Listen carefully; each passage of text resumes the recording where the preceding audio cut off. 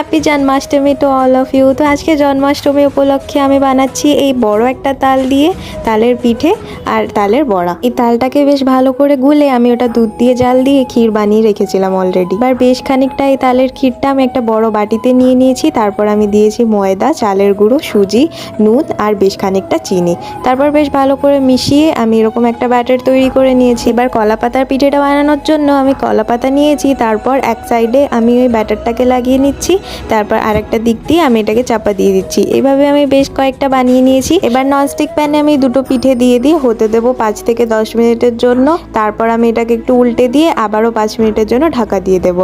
আর সাইডে আমি কিন্তু গরম গরম তেলে ওই সেম ব্যাটার ইউজ করেই ভেজে নিচ্ছি তালের বড়া। 5 মিনিট পরেই কিন্তু আমাদের পিঠেগুলো একদম রেডি, যেটাকে আমি একটা প্লেটে নামিয়ে নিলাম। আর এদিকে আমাদের তালের বড়াও কিন্তু একদম রেডি হয়ে গেছে। তো সেটাকে আমি প্লেটে নামিয়ে নিচ্ছি। আর তালের বড়া তো আমার ফেভারিট জিনিস। তো দেখা হচ্ছে নেক্সট ভিডিওতে। আজকের জন্য